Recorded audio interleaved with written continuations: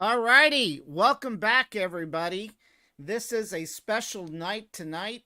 This is Brownsville Tech Live, and we are covering the midterm election results. And in the house tonight, we've got Doug Blunt. Doug, welcome. Thank you for having me. It's a pleasure to be here. Yeah, it's going to be a little bit different than baseball and tech. A little bit different in baseball or tech. Yeah. That's for sure. There's no doubt about that. So, Doug, what's on for tonight? We've got a lot of races ahead. We've got races at the national level that we're keeping track of. We're looking at what's going to go on at the state level. And of course, we've got a few races locally as well. So, how are you keeping track of these? Well, what I've done is I've made a Karl Rove. Anybody that follows Fox News is I made a Karl Rove whiteboard. Okay, and I highlighted all the major races. Yeah. Okay, on this side is the senator. Yeah. Okay, which is very important right now. Yeah. Okay, and then over here is the gubernatorials Yeah. throughout the country, Yeah. and then the three local races on the border. Well, definitely Okay, what you've got there is old school, Doug. It's the old version of the magic election wall. the magic election wall. So we can start off with Oz and Fetterman. Right?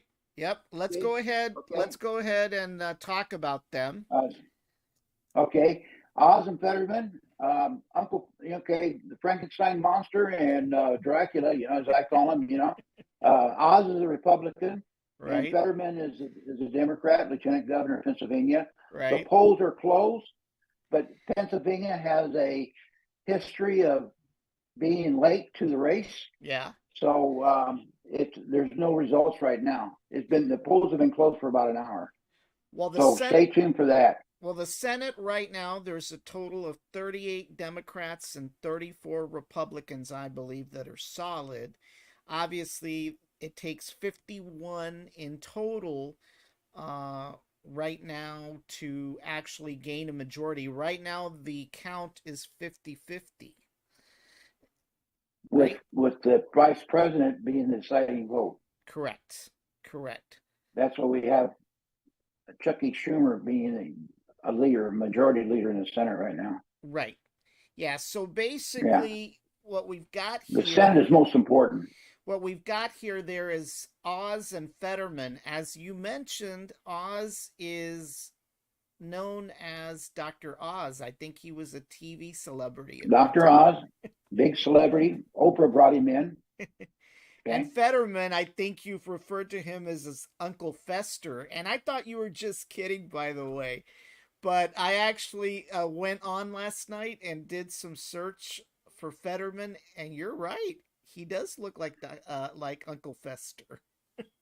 Yeah, Fetterman is right now he's Lieutenant Governor of Pennsylvania. Yeah, Okay, and he always wears a hoodie. yeah.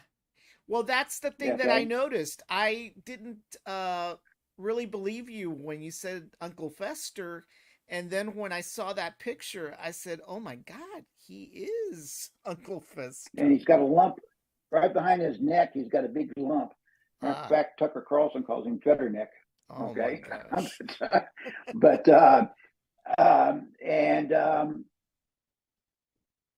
Oz, to tell you a little bit about the candidates, Oz, he's preaching a more balanced government. Yeah, He's not strong. He's not a Trumpster, yeah, you know. But even though I think Trump campaigned for him, but for the most part, he wants to work things out in the Senate, yeah. and he's kind of ruffled the feathers of some right wing Republicans because, you know, they want to go. They don't take the Democrats for don't work with the Democrats for anything. Right. But Oz says he wants to work with everybody, so that's his deal. And then Fetterman, he's more so. He's a lot of people accuse him of being a socialist. He believes in no bail, Yeah. and he's let a lot of people. He's on the pro board, and he's let a lot of people out on in the been convicted murderers. Now Okay? the other hot, yeah. Now the other hot He had a race. stroke. Who had the Now, he had a stroke? stroke back in May. Okay, and so I don't know if you, for those who watched the debate about a week ago, Fetterman, he doesn't speak very well. Okay. Okay, and he says he's one day he's anti-fracking, the next day he's fracking. He's Right. pro-fracking. So Right. it's and the race is too close on too close. It's an important race. Obama come out of they finally got Obama off of Martha's Vineyard, and he campaigned there for him, and then Joe Biden campaigned for him, and I believe Bill and Hillary both campaigned for Fetterman. So yeah, actually, we'll Bill was see what down here happens. yesterday. Bill was down here Who was yesterday. that? Bill was Oh, down Bill here. was down here yesterday. Yeah, he was campaigning for Vallejo or somebody like that down here. Oh, down up in McAllen. Yeah. Okay. So you want to go to the next one? Yes, So, definitely. The next one is Walker and Warnock. the hottest race in Georgia, Walker and Warnock. Yeah, Herschel Walker, Heisman Trophy winner in the 80s. He played for the USFL in football, the New York Generals, I think it was United States Generals. And he also played for the Dallas Cowboys. I think he ended up with Minnesota Vikings. Yeah. He used to do 1,000 sit-ups. He's a newcomer. Yeah, he's a newcomer. Yeah. And then Warnock is the incumbent. He won 2 years ago, and he's a minister. And both of them carry a lot of baggage. Walker, allegedly paid for 2 abortions, and then Warnock, his church that he's in charge of, they have a program for housing, and they evicted people for being behind on their rent for as less as $26. I remember. So there's a lot of stuff. Yeah. Yeah, I remember the big controversy a few weeks ago was Herschel Walker paying for those abortions for his girlfriend at the time. Yeah. Yeah. Well, and then it came back in the 90s. So, but Walker's holding his own. It's too early to tell. Georgia. Now, right now, I'm watching Fox, and Warnock is winning. Right, but, he's ahead 55% to. Well, it just went off the screen. But what the deal is that okay, that's around Atlanta. Right. Okay, the precincts are reporting around Atlanta, and Atlanta is pure Democrat. I mean, it's hard-nosed Democrat. Atlanta is. Right. I think there's 13 counties around. Yeah, Atlanta. right now it's 55% to 42% for Walker. Yeah, so maybe Walker may pick it up when they get the other votes counted from out because the other areas are pro-Republican. Right. So we'll see what happens. But it's going to be a runoff anyway in December. Georgia's got that crazy law that they have to have a majority in order to win the election. So we'll go through this again in December. So it has to be 51% or more in Georgia. Yeah. Wow. Well, the other interesting race is Masters and Kelly. Obviously, Kelly is a former astronaut, and he is also married to Kathy Gifford. So I was going to say Kathy Lee Gifford, but no, it's Kathy Gifford. No, Gabby. Sorry, Gabby Giffords. I'm sorry. Yeah, Gabby Gifford. Yeah. There was an assassination plot on her when she was congressman, and right. She had brain surgery and all that kind of stuff. Right. Kelly is the twin brother of the guy that was up for over a year. Astronauts, they're both astronauts. Right. Okay. Masters, newcomer to the race. He's picking up some steam because there's an independent in Arizona. He bowed out, but he had like 10% of the vote, and he swung those votes over to Masters. Right. So that's going to be a nail biter. Yeah. That's going to be a nail biter. Well, that's going to be interesting. So I probably predict that Kelly will probably hold on to that seat, though. I'm going to go with Masters. You are? I'm going to go with Kelly. Yeah.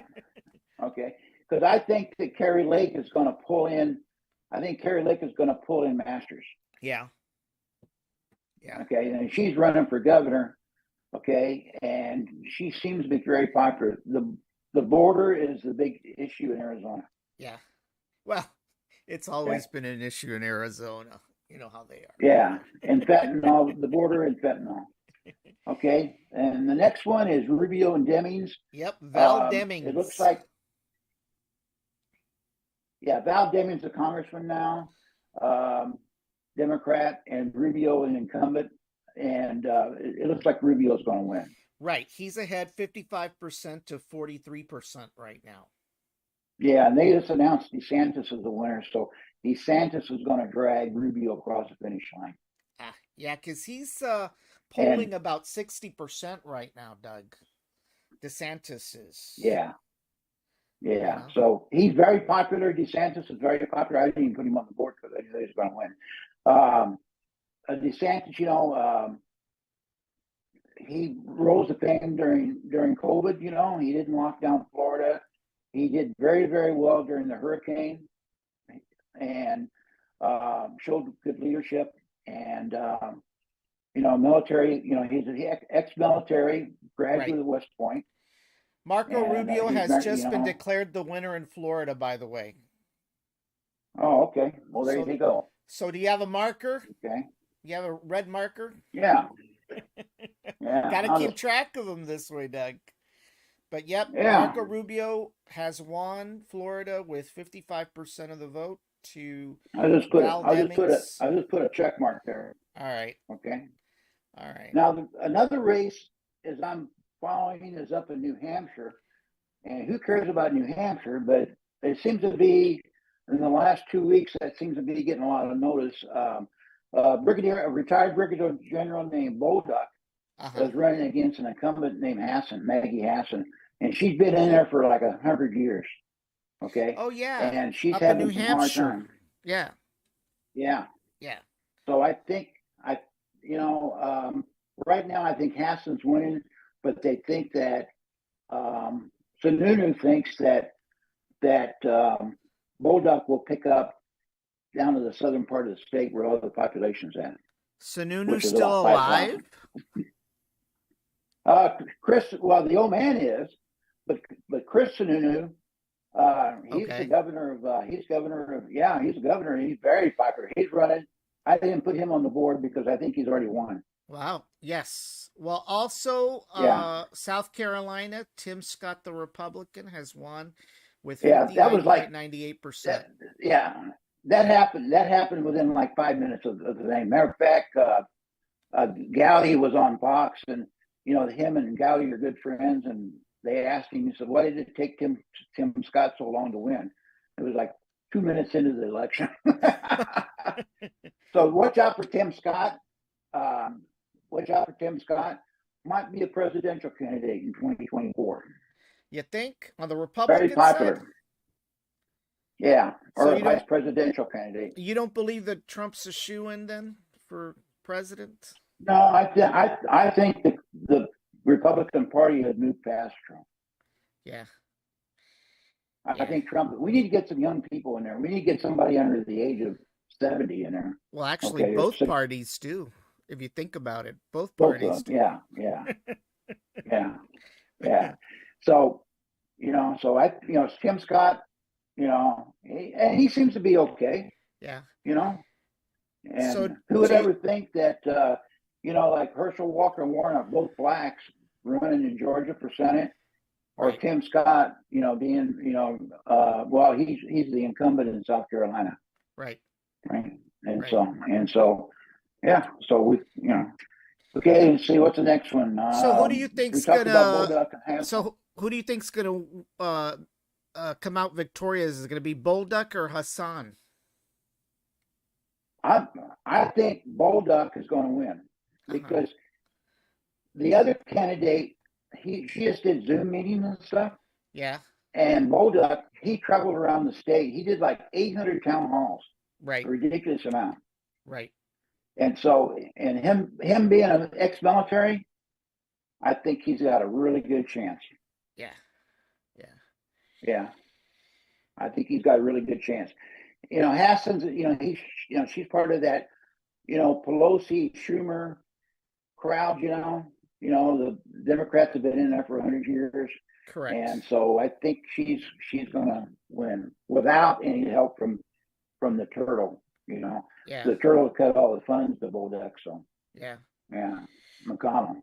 All right. Okay, what's next? Okay, Laxalt and Cortez. Okay, that's out of Nevada. Paul Uh-huh. Laxalt. He's been around, got a good record. Um, he's running against the incumbent. It's going to be a couple more hours before those polls out there in Nevada.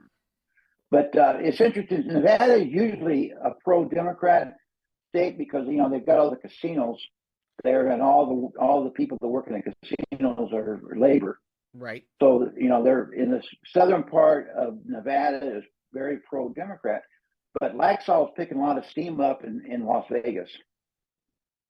So Laxalt, I think I'm going to go with Laxalt on that. Yeah. And who's McCluskey? Okay. Oh, and let me write this chick's name in. She's at McCluskey is in Alaska, Okay. and there's two Republicans running. Murkowski. Murkowski, Yeah. Murkowski, and she's running against, how do you pronounce the lady's name? Murkowski. Tlaib? Yeah, but her opponent. Oh, I don't Tlaib? know. Hold on. Let me see it pop up here on the screen here. Not it's Chesbro. No, Yeah. there's somebody else. Really? Her name is Shalib or Tlaib or something like that. Okay. Well, the Fox has them as Chesbro for some reason. That's weird. Well, it's going to be a while before they vote. The deal is McCloskey, old-time Republican, but she really votes Democrat. She's a Democrat, Yeah. even though she says she's a Republican. And she's one of McDonald's, the Turtles buddies, okay? So Alaska is one of those crazy states where it's the highest votes that will get in the election. Right. And so she's running against a Trumpster. Okay. And so if she gets in, if the challenger gets in, well, it's probably McConnell's going to be probably kicked out of being leader of the Senate. So you don't think he'll be Senate Majority Leader then this coming year? I don't think so. I don't think so. I think everybody's pretty much had it with the turtle. Yeah. There again, and his Chinese connections. Attention, continuity camera. Okay. Sorry about that. That's all right. The Chinese connection, what you're inferring there is his wife's business dealings with her father's businesses, since he was a shipping magnate over in Asia for a long time. Exactly. Yeah, there was some rumors that there was a lot of opium and cocaine coming over the Pacific through some of those ships. Right. Yeah. Okay, so that takes care of the senators. Well, so far, Doug, the Senate, the Republicans have kept Alabama, South Carolina, Kentucky, I believe Indiana, and Florida so far. Yeah, there's a lady up in Indiana. Well, she's running for representative, and she's up by Gary, Indiana, which is historically pro-Democrat, part of Chicago, the Chicago machine. Right. That's where the Jackson 5 came out of, by the way. Gary, Indiana. Yeah, and she's, I forget, I think her name is Leigh Jackson or something, but she's ex-military. Yeah. Okay, and she's ex-military, she's Republican, and she's already won that race. And it's the first time in over 100 years a Republican has won in that area. Wow. And she had three main things that she on her campaign. That's all she said she'd talk about. Yeah. Okay. One, gas, food, and grandkids. Yeah. And that's what she ran on. and she beat the Democrat. It was last time I looked, it was like 75% to 20% or something. Right. So that's a big deal going against the Chicago machine. Other Senate race, Vance and Ryan. I think J.D. Vance, the hillbilly, the producer and the autobiography on the hillbilly elegy on Netflix. Yeah. Okay, he's running against a Republican congressman named Tim Ryan. Okay, Yes, this is Tim J.D. Ryan. Vance's first time. Right. Huh? Tim Ryan. Yeah, Tim Ryan. Tim Yeah. Ryan. Tim Ryan refused to get any support from the Democratic machine. He didn't want anything to do with the Biden administration, Well, even though he's a actually, Democrat. funny that you mention it because he was running more to the right and to the center than Yeah. than the Democrats were. So that's one of the reasons why he didn't get any support from the Democratic Party because he Right. And actually decided Ohio not is to a run. Trump state. I think Trump won up by 20 points in 2020. Okay. Yeah. And I'm going to say J.D. Vance is the winner on that. I think he's won that. Okay. Okay. So he'll be going there. And then the big one right now. Okay, this is okay. And I guess we can get into the gubernatorials. Abbott and Rourke. The polls are they closed yet? Hold on. I'm trying to pull the governor. Now let's look at the governor. Right now there are basically there are 22 Democrats and 28 Republicans. And right now, 6 of those are safe on the Democratic side, and 8 are safe on the Republican. 5 are projected. Oh, hold on, Doug. Why can't you see my wall? Hold on. What the heck's going on here? Here I'm yapping away. Hold on. Hold on. Hold on. Hold on. Hold on. Okay. Give me a second here. Keep on talking here while I get the. Okay. Well, I want to talk about Abbott and Rourke. I think we can say that Abbott's won that. Yeah. Okay. Last time I looked at O'Rourke was 11 points behind before the election. And, the interesting to see that the Democratic Party has spent between the last 2 elections for Francis Robert O'Rourke, they've spent over $200 million for the Senate seat and the governor's seat, and he still hasn't got elected. Yeah. Yeah, well, definitely. So I think Abbott, we won't hear anything from Beethoven.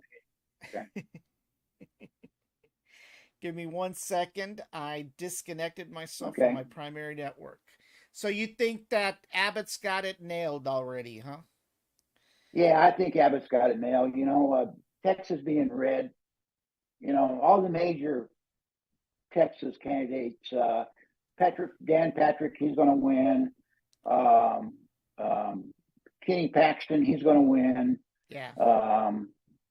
The Republicans, the Democrats haven't really put anything up against any of them. Yeah. And I think with Abbott, the way he's, Operation Lone Star, sometimes you can say it's success, but at least he tried to do something. And then the busing, putting all the immigrants on the buses and heading them to Chicago and New York, Washington D.C. I think that got a lot of people. At least he was trying to do something right about the border. All right, let me see if we can get. It might have been a stunt. Yeah. Let's see if I can get this. It might have been a stunt, but yeah. I may have to turn off and on the iPad. This is not good. Hold on, Doug. Give me a second here. Okay, while you're working on it, I'll go ahead and go through there. Okay, the next one is a big one, and that's Zeldin and Holko. Zeldin is a Republican congressman from New York, and Holko is the governor that when Cuomo was forced to resign, she was lieutenant governor that she got the job, okay? Yeah. And crime, Zeldin's made a big deal about crime in New York. Yeah. And you see every day people getting thrown in front of the subways and all the murders and the smash and grabs and all that. And New York has been Democrat since Well, the last time anybody won governorship in New York was Pataki back in the early 90s. Right. That's how long it's been, since 94. But Zeldin came, a month ago, 6 weeks ago, Zeldin was 26 points behind or something like that. But Zeldin has come out of nowhere, and that's going to be a close one. Okay. So you It think all depends. so you think the Go ahead. Republican has a chance in New York? Yeah, I think so, because New York State, proper New York State, like out by Albany and northern part and West New York, they're going to go Republican. Yeah. Okay. But New York City is probably going to be Democrat, as the areas around the Bronx and all that stuff. And the way they do New York City goes way back in the days of Tammany Hall, and back Now in the days of what's Boss the Tweed. name what's the name of that governor? It's in New York, right? It's in New York? Yeah, Hochul. Yep. So we're Hochul. looking at Hochul. So let's look at the polls right now. The last polls that were set in New York for Hochul. So there's several polls out there, and it looks like well, pick and choose what you want. But basically, the Yeah. Quinnipiac poll is showing Hochul right now at 50% versus 46% for Zeldin. Is there a Rasmussen poll in there? There's an Emerson College poll. Which Yeah. is not a bad poll. Rasmussen's considered the best. Yeah. Yeah, I mean the one that kind He's of a looked a dude. little He's a dude higher. he's a dude that gets on with a bow tie. Yeah. He's an old Southern boy. The, Rasmussen is the old Southern boy with the bow tie. yeah, the Quinnipiac poll and the Trafalgar group are the ones. Now the Trafalgar's pretty Trafalgar good. group, Yeah, look, it's Trafalgar, 48% to 48%, the Trafalgar group poll. So that was yeah. showing the So, race much more closer in New York than some of the other polls. And these polls are, keep in mind that look at the dates on those polls too. We're talking at least a 10-day spread on the Trafalgar versus some of the others, yeah, Trafalgar said last night that they thought that the guy, the old Southern boy with the bow tie, that's what he worked for, is a Trafalgar. Right. And he said that he thought Zeldin was going to win. But there again, New York City, like I said, goes back to the days of Boss Tweed and Tammany Hall, where they had these precinct captains. Yeah. And even today, if the precinct captain says vote Democratic, that's how they vote. Now, Chris Sununu, the one you mentioned in New Hampshire, he's been reelected according to the map here. Yeah, that was no surprise there. He's very popular, very popular. Matter of fact, the Republicans wanted him to run for Senate. Yeah. And he said that no, he'd rather stay governor. He can do more good. Well, look at the polls here for Texas governor. You had mentioned O'Rourke and Abbott, and obviously Abbott's got a pretty good lead with regards to polling up until this last one, the CMC Rose Institute, which had Abbott at 51% and 44%. And then the next one is my alma mater, University of Houston, showing Abbott at 53% and 40%. So, and that surprises me because Houston is a lot of Democrats are in Houston. Our good friend Shirley Jackson Lee is down there, and that Motown guy Marvin Gaye or Wilson Pickett or something. Yeah. Al Green, that's his name, Al Green. Okay, the guy with the ponytail that looks like he's blind. Okay, when he talks, he closes the eye. Yeah. And so. But Dan Crenshaw's north of Houston, so it could be. Yeah. Who else do you have on your board? Who else do you have on your board? I'm going to go with Zeldin Hochul, and then what state? Kemp and Abrams. What state? Georgia.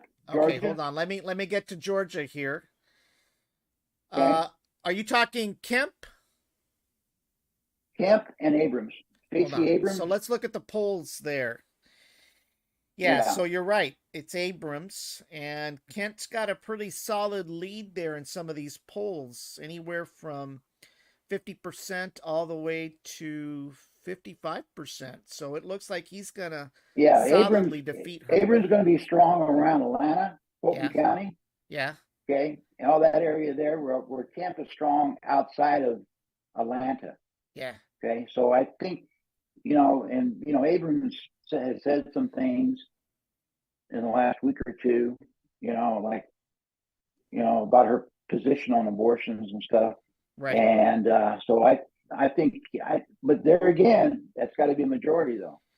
Now keep in mind that Kemp's not a fan favorite of Donald Trump. No, that's that's what's going to pull him against. That's the reason why if Kemp wins, I think he may drag Walker across the finish line. Okay. Yeah. All right. Okay. The next one would be be our local races. Would All right, be hold on. Let me get to the Iowa local Florence. races here. Hold on. And I know Yeah. you're focused on the House, so let me go over to our little magic iPad here and hit the House. Okay. And they weren't showing a whole hell of a lot earlier, but No, once I couldn't find hardly anything on them.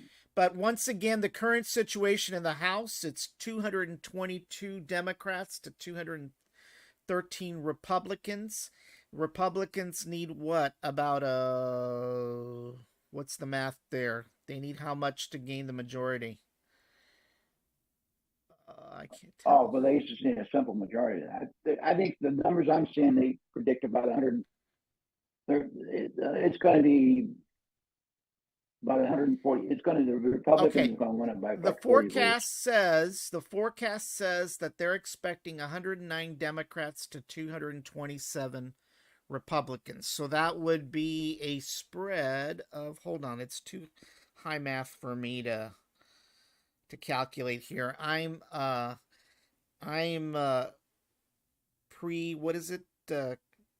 What's that curriculum that everybody hates? Core or what is it? I don't know, but I wasn't I'm not a student of the core curriculum. I like what Glenn Beck said today about who's going to win the House. He predicts it's going to be 432 Republicans win, and only 3 Democrats will be left. And those 3 I don't. Democrats are so old they can't get out of their office; they never vote. Oh, I'm not sure about that. Actually, it's a 28.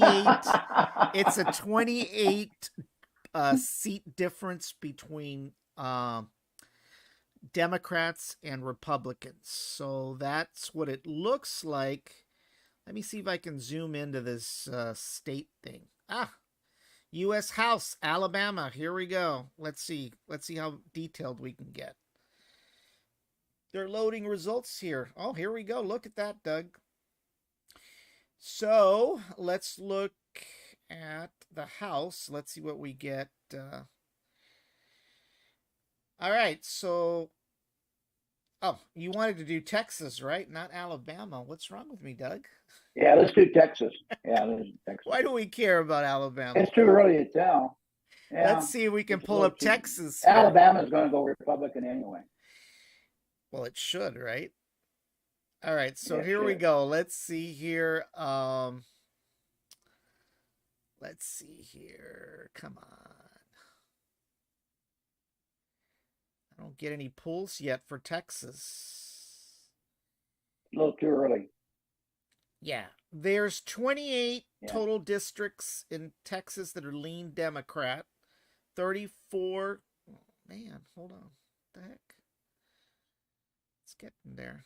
Let's go to Fox. Maybe we can get some detailed stuff over at Fox here. I have to flip back and forth. So let's go over to the House. See if we can kind of hone in on Texas here. Give me 1 second. The only Democrats are in Texas are those damn Californians again. Now. Let's not hit too far. You're sounding like Dan Patrick now.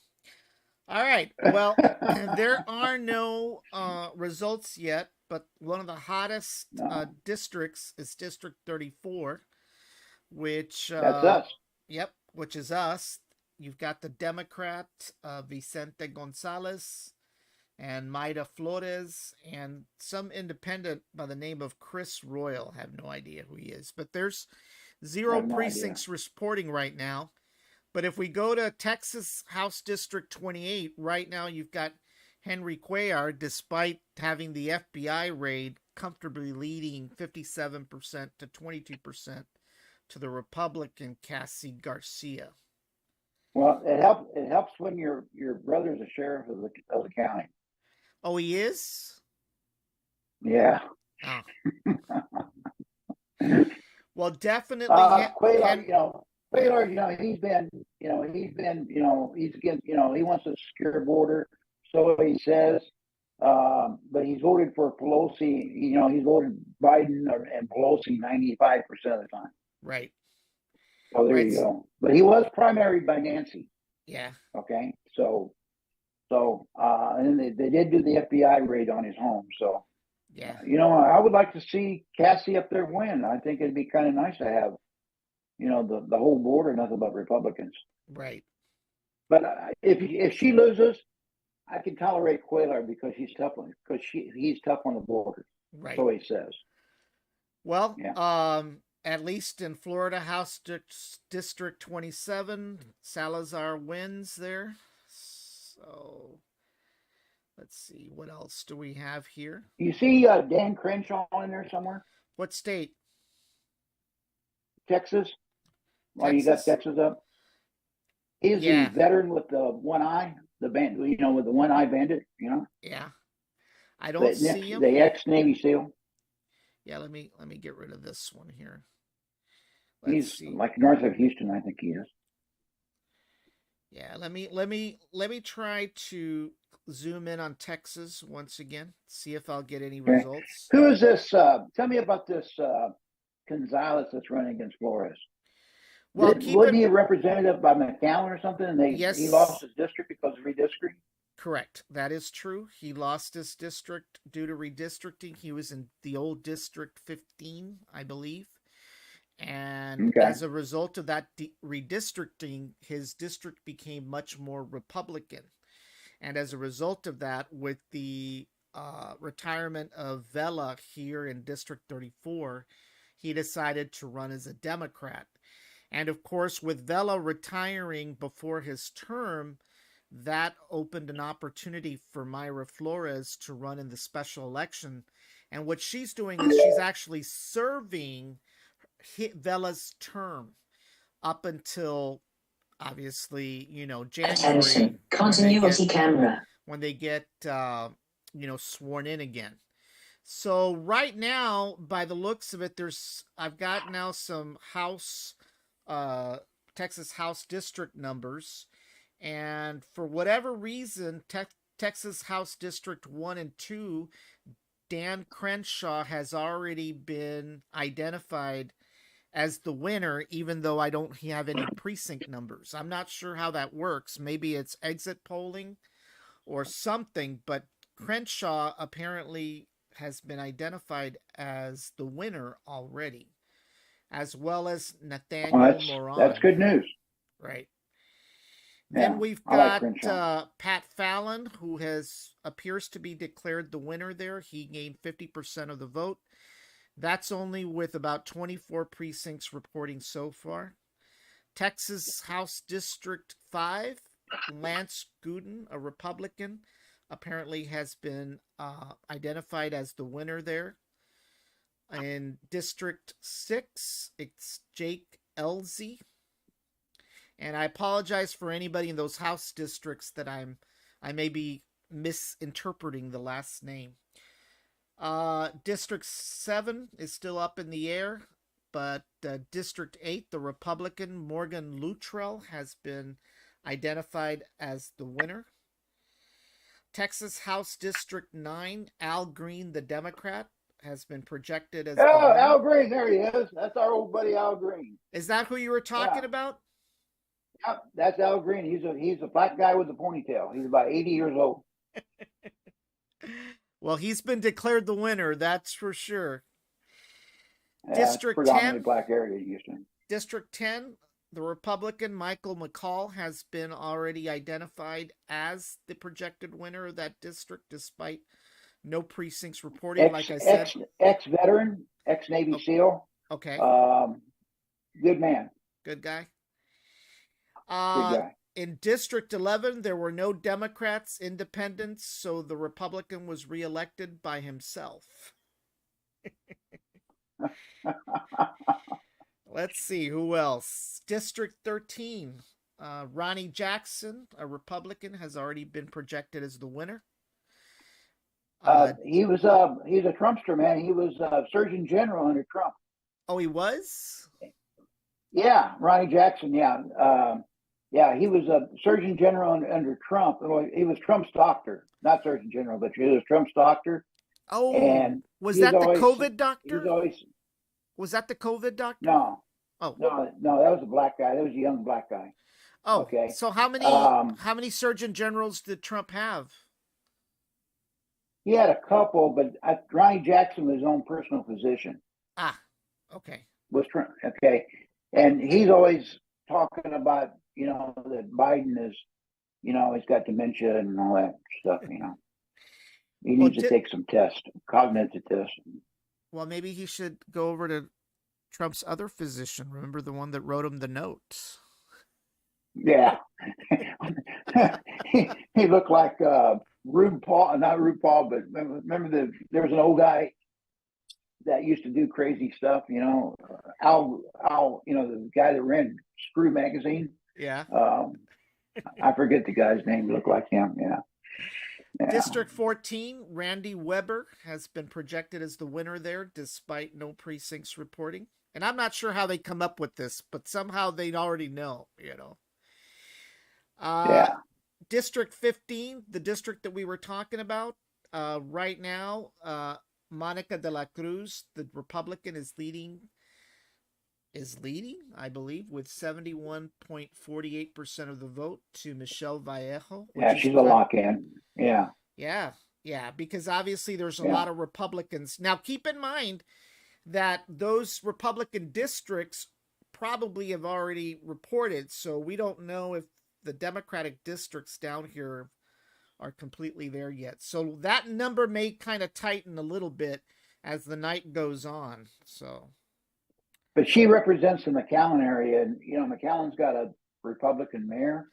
Well, that's the only thing they have. Everything McAllen else is very Republican. I don't know about that. What's that? I don't know about that. I don't think they're that Republican. I just think they were kind of lucky getting that. Well, they're concerned about the border. All right, let's see here. Pete Sessions, old Pete Sessions, appears to be the projected winner in District 17. And your girlfriend, Sheila Jackson Lee, District 18 out of Houston. Sheila Jackson Lee. She is the projected winner. And we need some tornadoes with some black names in them. We need to start. Yeah, that's what she accused the weather organization. It was a NOAA of being racist because they didn't name hurricanes after black people. Wow. Well, I don't know how they'd make that distinguish, because obviously they're the same English names. Now, if it was Jose, Maria, she looks like Maxine Walters, so Yeah, Maxine Walters out of California. Yeah, I remember Maxine Walters. She's no longer in Congress. She's still kicking. Oh, she's kicking, but is she in Congress still? No, she's running again. I'm sure she is. Maxine she lives in Beverly Hills, but her big house is in Beverly Hills, but her district is in Watts. Really? One of those. Yeah. And District 20, your buddy Joaquin Castro has been projected the winner despite no precincts reporting. Wow, that's San Antonio area, right? Right. Oh, you can't get more progressive than him. Right. Him and his twin brother. Yeah.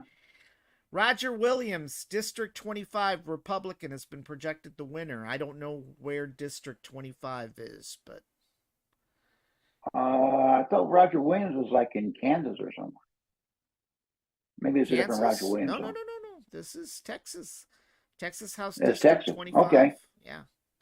Okay. And then District 27, Michael Cloud. I think that's up in Corpus. I just lost my projections.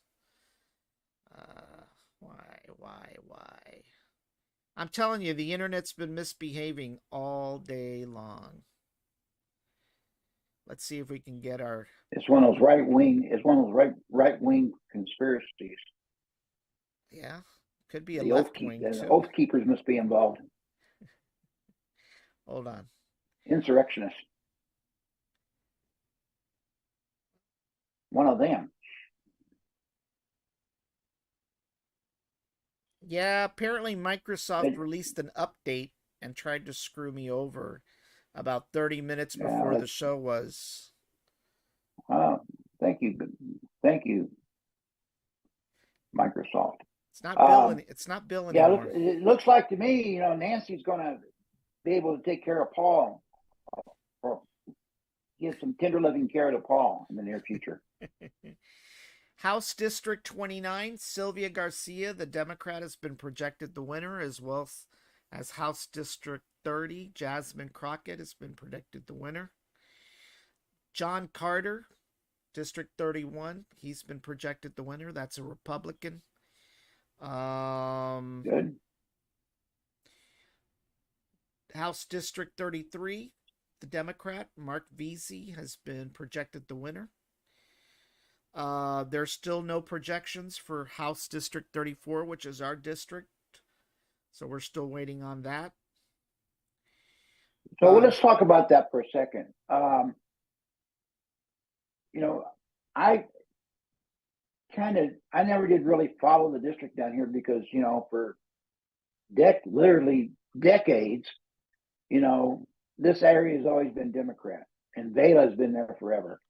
Okay. Well, at least for a while. Yeah. So Flores decided to run, you know, and we've seen her commercials. You know, her husband's a border patrol guy, and she's an immigrant in from Mexico. She had a yeah, she really American stresses that, by father. the way. Yeah, American father. I don't know much about Gonzalez. The only thing I know is that he's part of the Democratic machine in Washington, and he's you know, anti.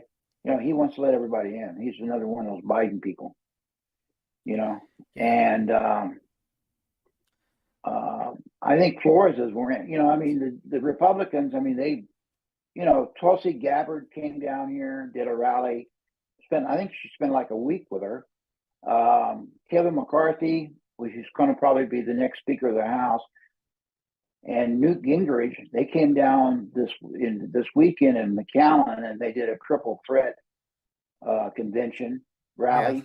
Yeah. You know, and so, you know, the Republicans wanted this area quite a bit, and you know, Fox has made a big deal about Mayra Flores when she won in August, right? Right. And she was on all the talk shows. Right. You know, and so I don't know. You know, I would like to see a shakeup down here. I would like to see somebody get tough on the border.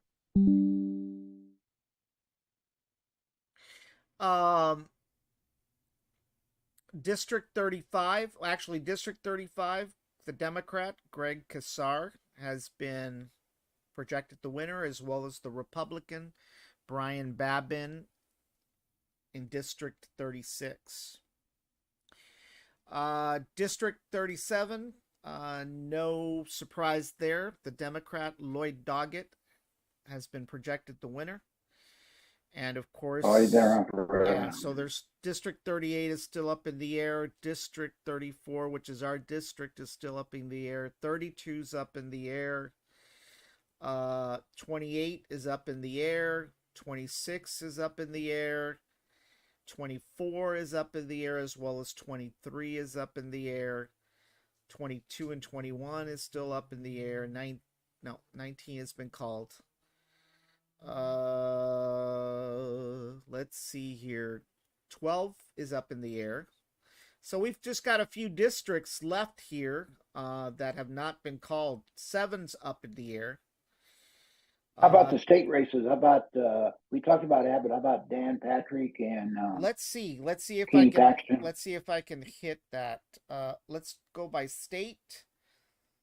Let's go. I love this virtual iPad. That's great. You'll be getting a new one. I hope so. All right. Well, it looks like so far, yeah, the only thing they list here, let me go over to Fox. Hold on. Let me click on more here and see what I get. Let's go to the Senate real quick. Hold on. Let's go over to Fox. Internet's acting up again. Give me a second. Come on. Looks like Bolduc's going to get beat. Let me head back here.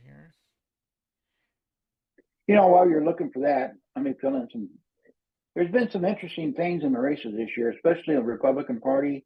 You know, the Republican Party has always been portrayed as a bunch of old white guys living in the country club, you know, being titans of especially industry in and all that kind Rancho. of stuff. And so, especially in Rancho.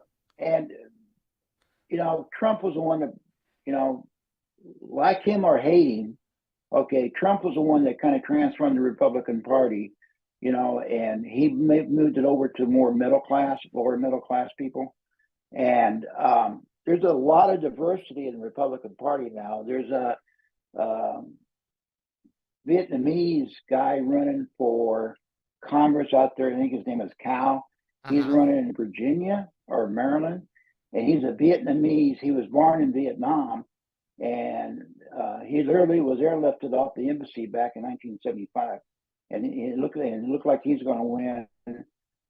There's a Hispanic woman in Virginia that is, her district is like right next door to Washington, D.C. And I think she's already won her race. First time. Okay. Wow. Because, you know, that area around there is pro-Democrat. You know, Loudoun County and all that area around there.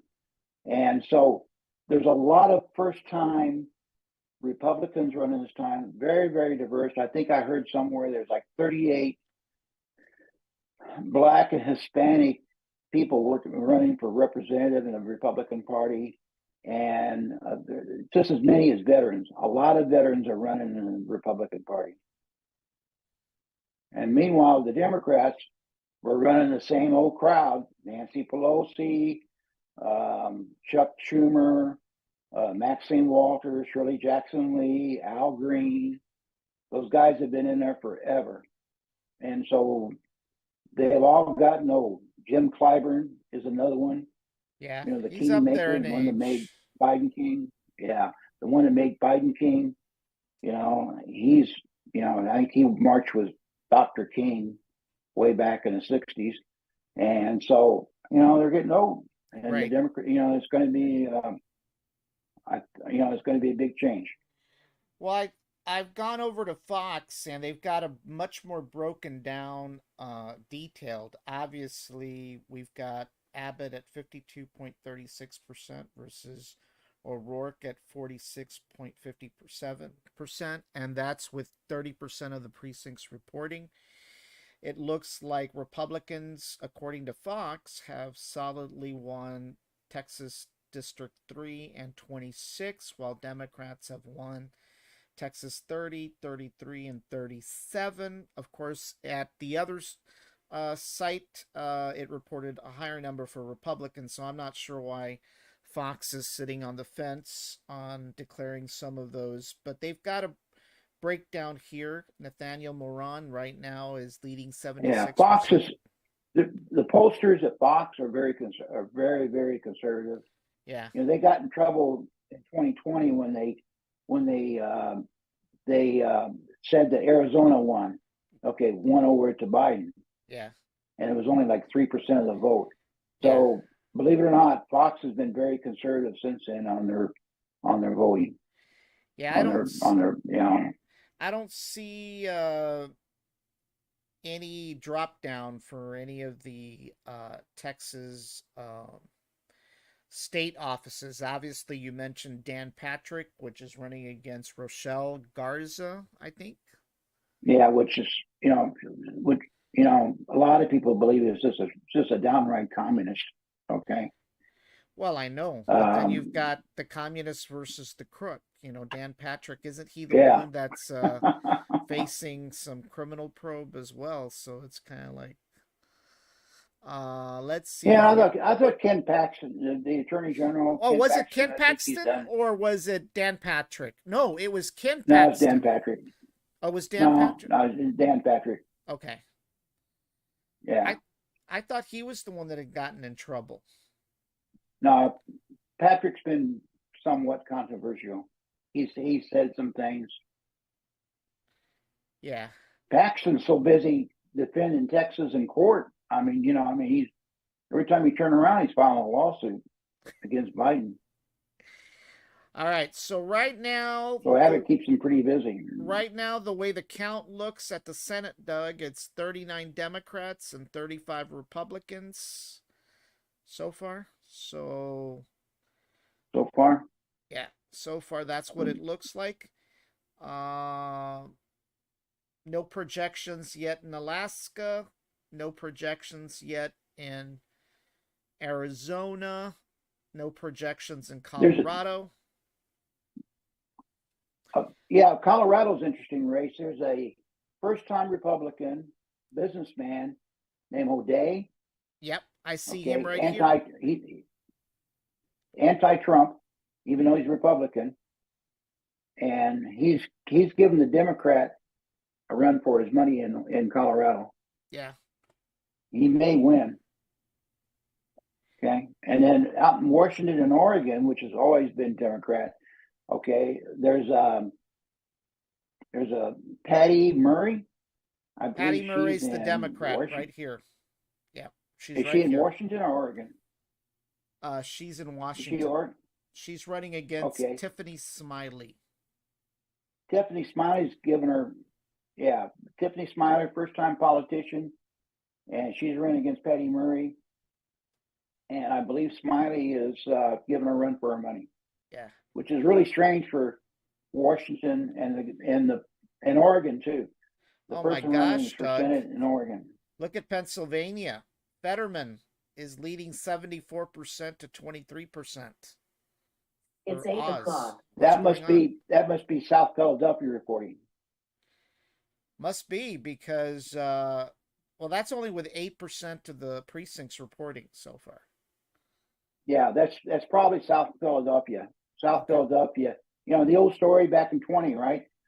When Trump went to bed, everybody went to bed. Trump had Pennsylvania by 400,000 votes. And when everybody woke up, Biden had won Pennsylvania. Okay, the numbers have bumped up a little bit, 72 to 24% there for Oz. Tim Ryan, look at that. He's comfortably leading by 53% to 46% in Ohio. Against J.D. Vance? Yep.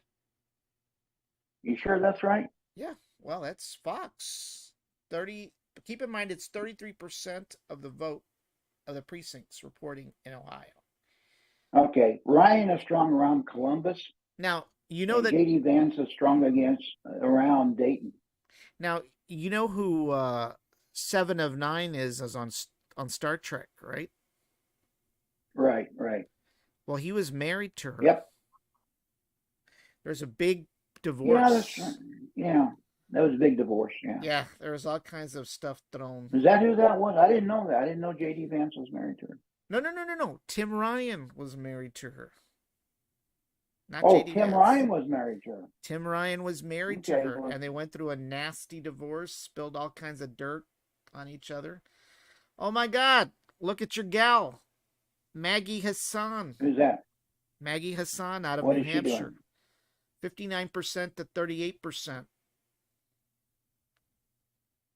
Yeah, against Bolduc. I think I'll have to change my opinion, but I thought Bolduc may take it. But did you put a check mark already or no? Well, Sununu said that he thought that Bolduc was going to be strong in the southern part of New Hampshire where the population's at, Ah, which is about 5,000 people, right? New Hampshire is not a very big state. yeah. Oh, look at that. Look at North Carolina. Cherie Beasley is running neck and neck with the Republican Ted Budd. That's 49.25% to 48.88%. That's with 56% of the precincts reporting. That is incredible. I mean, that's a close one, Yeah. Doug. Um, Herschel Walker is slightly in the lead in Georgia. Walker's ahead of Kemp. I mean, against Warnock right now. Yep. Kemp is getting a commanding lead against Stacey. Yep. Amy Duckworth from Chicago, Democrat, a veteran that's lost her legs. Right. She won her seat again. Another senator, but that Illinois is Democrat. Yeah. No news with Mark Kelly yet. No, it's too early. Yep. I think it's only 8 o'clock out there. All right. So right now, 40 Democrats and 37 Republicans so far. I don't know. Yeah. Have there been any flips yet or no flips? Nothing really surprising right now. I think people kind of thought that Bolduc might do a little bit better than what he's doing, but it's still, it's still fairly young. I mean, does it show you the percentage? What's the percentage of the reported votes? For which state? For New Hampshire. Hold on. Let me get there. Hold on, I went too far. New Hampshire.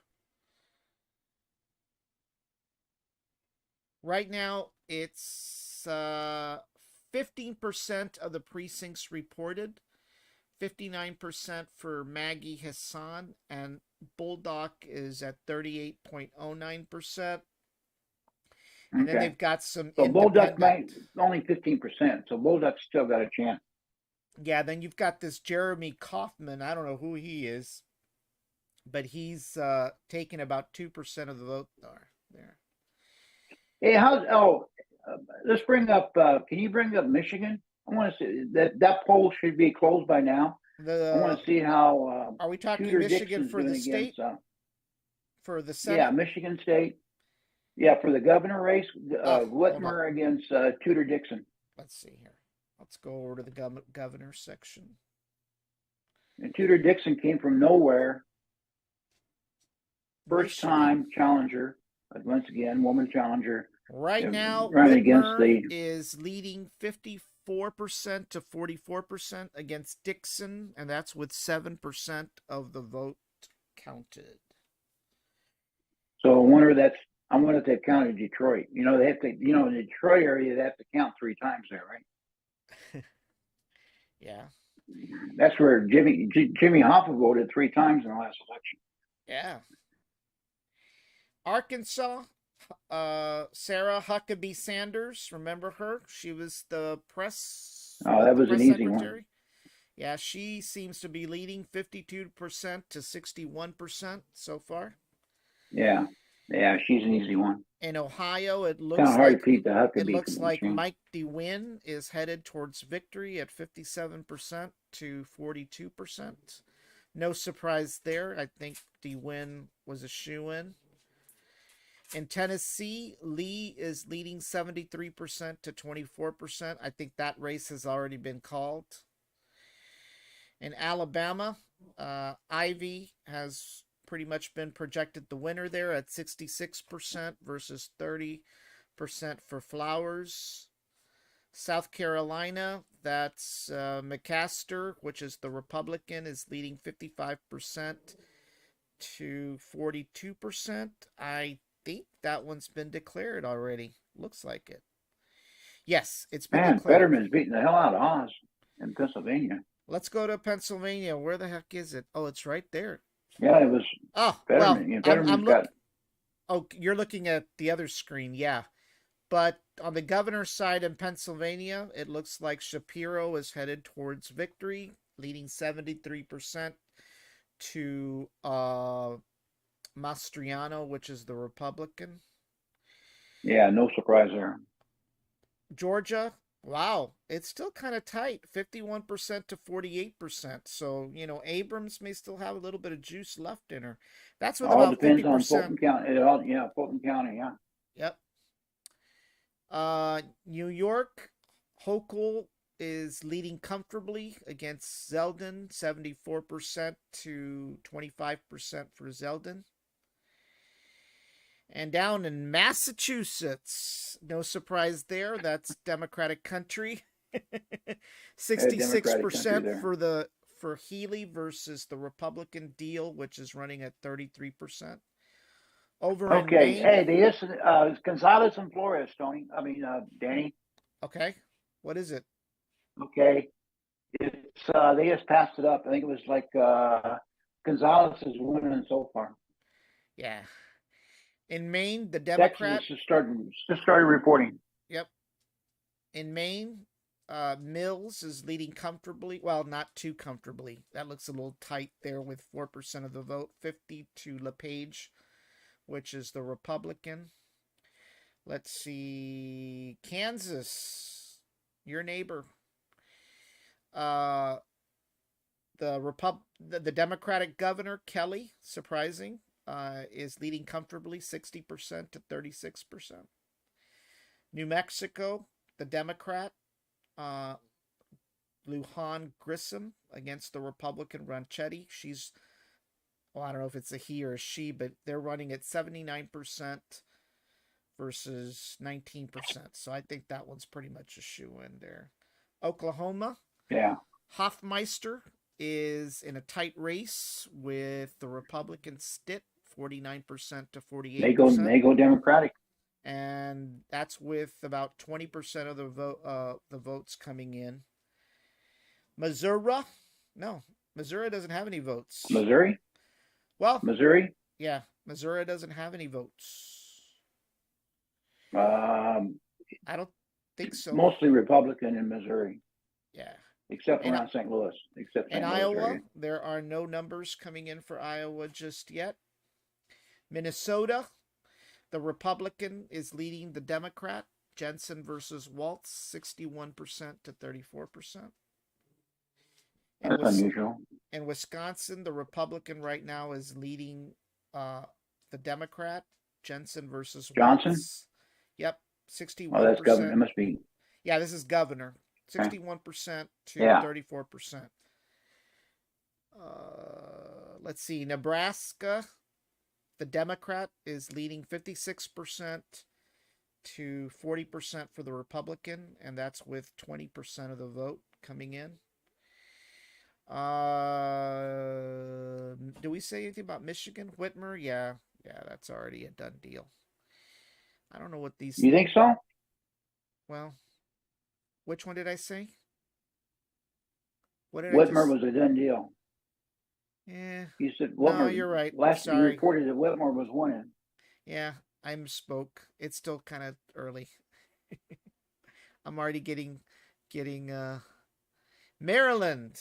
No doubt there. The Democrat right now is leading the Republican, 53% to 44% right now. Let's go over to the House. Let's go over to the House and see we've got more numbers. Right now, the numbers in the House, it's 32 Democrats and 67 Republicans called so far. And let's go down to Texas and see what we can see. Okay, here we go. Whitmer and Dixon, 8% in. Whitmer by 213 to 105. 52% to 45%. Yep. Still too close to call. Henry Cuellar is comfortably leading right now, 58% to 41% for Texas House District 28. And then nice to have the sheriff be your brother. And of course, Vicente Gonzalez right now is in the lead, 53% to 43%, with 50% of the precincts reporting. Now, what's interesting about District 34, as you well know, anything south of San Benito is Democratic country, and then Harlingen. Oh, definitely. And Harlingen and those outskirts out there are more heavily Republican, and then towards the west, they kind of flip back and forth. So What is Padre and Port Isabel, that area out there? I would think they'd be Republican more than anything, wouldn't they? I'm not really sure, to be honest with you. I would think so, but you just never know. I don't know how much of a difference that would make. I don't know what the population is of Port Isabel versus South Padre versus the rest of Brownsville, but Brownsville has a big it's a big influence, and obviously that was one of the You think? things. Well, Democratic Party in Brownsville, you think? well, one of the things that Mr. Cascos, the former county judge who's running as a Republican, mentioned was that was one of the things that the Democrats obviously were holding on to, was the idea that if they've got Brownsville in their pocket, pretty much everybody else didn't matter. But obviously, as some of the votes for the arena proved, when you spur the Hornets' nest up in Harlingen, you could end up losing something like the arena pretty quick. And that was pretty much because of Republican opposition for the most part. So, I wouldn't say that they're a shoo-in, but obviously right now, if I were Vicente Gonzalez, I'd feel pretty comfortable right now, or at least breathing a little bit of a sigh of relief that he's keeping Myra at bay. But you never know. I mean, the night's still Never young. know. I was on the fence about the arena. Part of me said that I didn't want the arena, and part of me said I did because I always wanted to see Fluffy in the Valley. Because I love Fluffy. I think he's funny. Yeah. Well, Maybe English. I seriously think that down the road, regardless of who wins the county position, the issue about having some kind of venue has to be addressed. We cannot continue having high school graduations in the middle of June in the heat. It's a travesty that our local university here has to hold graduations over in Harlingen, and they can't even fit, Doug. I mean, even the McAllen Convention Center, which is the largest venue that we've got here in the Valley. When I used to work for South Texas College, we had a employee day of sort. And we were talking about 1,500 employees, okay? Held something down there, we could barely fit. So Yeah. it's just really unexcusable. And it's not just about one of the things is we can't compete against the big cities when it comes to conventions. Nobody's going to come down to the Valley for a convention, okay? But we do need some kind of facility, and this is straightly going to my friend Mr. Cascos as well as Mr. Trevino, that we've got to address something eventually down the road. We've got to have something. It's unexcusable not to at this point. So yeah. So let's see here. So far, that's what it looks like. Let's go back to the Senate here real quick. And I'm here trying to sport different devices. Hold on one second. I'm getting pages. Looks like Johnson's going to win in Wisconsin. Ron Johnson? Yeah. Okay, right now. Hunter Biden don't like that.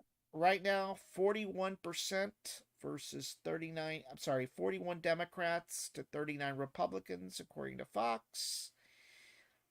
Still no word on Murkowski yet. Mark Kelly, no numbers coming in. Wow, Bennett's looking pretty comfortable, Doug.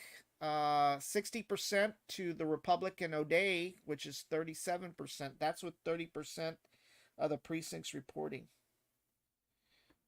Is Bennett beating O'Day? So far. Okay. Well, O'Day, he's Republican, running against, he didn't really have much help with the Republican Party because he was anti-Trump. He had Blumenthal, yeah, the guy I that guess made he got up reelected. Yeah, the guy that made up his service. Abbott now has a 200,000 vote lead over O'Rourke.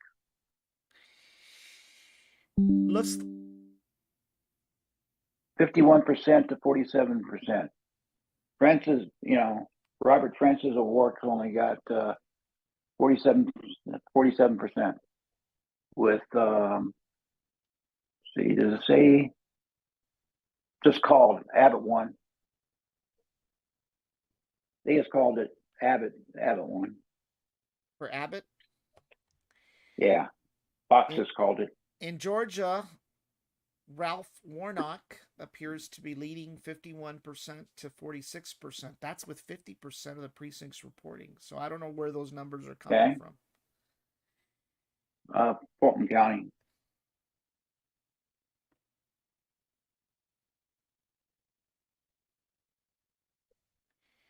Fetterman. Wow. Well, keep in mind, it's only 13%. 63%. Yeah, South Philly. Nothing for Patty Murray yet. And it looks like Barnes. No, Grassley in Iowa, he's beaten his opponent. Grassley's been in there for 100 years. I think he's like 88 years old, Republican. Now, right now, Barnes is ahead of Johnson, 73% to 26%. Well, that's not what it shows here. You're on Fox? Yeah. Well, I'm on Fox too. That's weird. Rand Paul won. Rand Paul got reelected. Oh, he's still Rand. That was pretty easy. Oh, Rand, not the father. I thought you meant the father. No, Rand Paul. The one that can't mow his grass without getting beat up. Yeah. Let's see. Sununu, he won. Let's go back to the House. Let's go back to the House real quick. Right now, 36 Democrats, 70 Republicans, 218 needed. That's the magic number to gain control of the House. You need Whitmore and Dixon. Close. Yeah. Let's see. Let's go over back down to Texas because that's what concerns us the most. Yeah. Henry Cuellar, he's leading comfortably, 58% to 41% for Cassie. That's 43% of the vote reported. Yeah, hard to get any coming out. Vicente Gonzalez, once again, is leading by 10 percentage points, 53%. 53% to 43% for Mayra Flores. So that looks kind of tight right there. Let's go over and see if I can hit some of the local races, see if the county has got anything going on. You know, our big thing, of course, here is the county judge and some of the county seats. Let's go ahead and see what's going on here. View election night results. Well, that's not good. Yeah, Mayra seems not to be doing too well here, slightly. She's not too well. Yep, she's doing slightly. She's under slightly, 46% to 50%. Beto won the county. I guess no surprise there. No surprise there. The Democrat, Mike Collier, won the county. No doubt there, as well as the Rochelle Garza. Glenn Hager, of course, you know, he's the Republican controller. Railroad commissioner, of course, you know, keep in mind we're looking at county numbers here. We're not looking at... But it is kind of disturbing, Doug, if you're sitting here being Mayra Flores, when you have a lot of local votes here going to these Democratic positions. It really does mean the Democrats came out and voted in the county. So I'm not sure what that means for Mayra as well as some of the other Republicans here in the county. It may not be a wave as it was predicted. But then once again, I've seen these numbers before go back and forth. Right now, the Democrat Eddie Trevino is leading Carlos Cascos 51 to 48%. County clerk, she's leading, the Democrats leading 57 to 42%. Joey Lopez is beating Erasmo 64% to 35% right now. Gus Reese, County Commission, Precinct 4, that's 53% to 46%. A guy that I had on the podcast a few times, Andrew Infante, he's slightly behind, 47% to 52% for the JP Precinct 1. Same thing with the Democrat, Eloy Cano. He is currently ahead 55% to Alejandro Torres, 44%. Couple of mayors. One mayor in Santa Rosa, Jaime Quiroga, is running against Ruben Ochoa, 63 to 75. Board of Trustees right now, Carlos Elizondo, another candidate that I had on the podcast. He's right now ahead 45% to Drew Ellen Brown, which is 30%, and followed by another of the candidates that I had on, Philip T. Cowan, running at 24%. So I anticipate that you're going to see a runoff. I believe that there are runoffs at the Board of Trustees for BISD. So I think if this holds, you're going to see Carlos and Drew Brown go into a runoff unless those numbers dramatically turn for Carlos. How about our old buddy, the perennial politician, Erasmo Castro? Well, that's what I told you. He right now is behind 35% to 64%. Yep. Okay. Board of Trustees, place 2. It looks like Denise Garza is the head, 56% for 43%. Frank Ortiz for place 4, BISD. He right now is ahead 57% for 42%. Place 4 in La Feria, Lisa Montalvo is leading Alfonso Rodriguez. 55 to 54%. Board of Trustees, place 5, La Feria ISD. Gloria Casas is beating Javier Loredo. Place 6, La Feria. It's a 3-way race between Katie Johnson and Aurora Hinojosa. Once again, I think if they're runoffs, those two will probably go into a runoff, depending on if the numbers hold. Board of Trustees, place 7.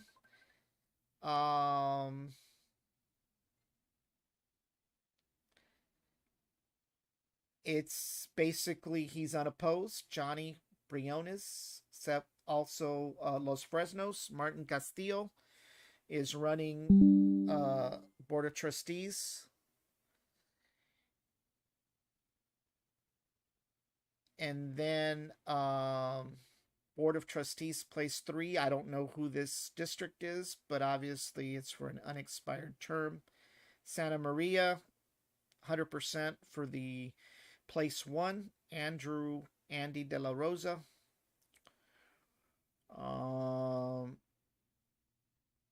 Not sure what these propositions are. I won't necessarily go through them, but definitely the key races here, Doug, here in the county. There's no doubt.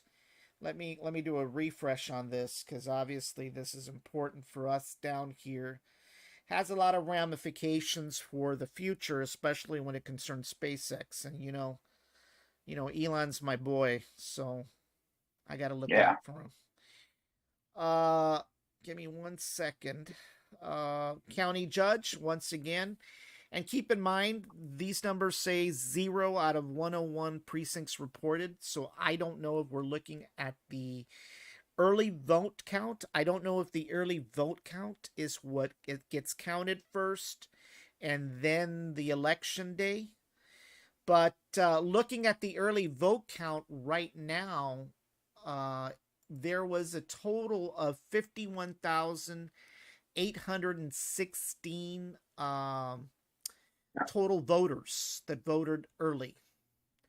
Now in Texas, do they count them early or do they have to wait till election day? Well, that's the question. I don't know. So, these numbers. In Pennsylvania, they do. I'm very surprised. I didn't anticipate the race between Joey Lopez and Erasmo to be that far of a spread.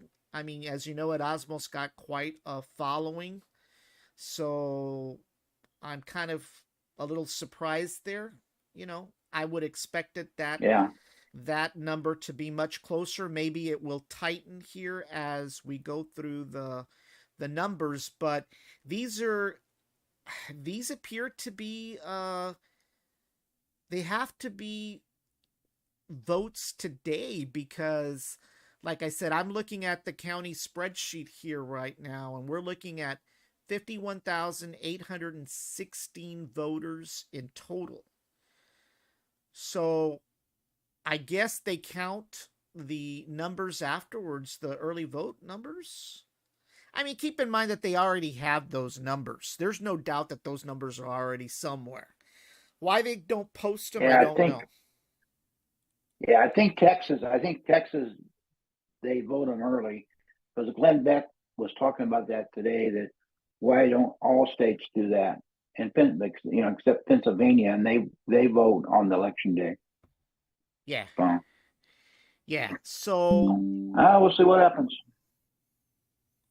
Yeah. I mean, I'm really surprised. I mean, like I said, the key here is, did Democrats come out in the county in full force? I mean, the problem that I see is that, despite the $3 million or $5 million that were spent by Republicans to try to get Mayra Flores to get reelected, right? I don't know if that was enough.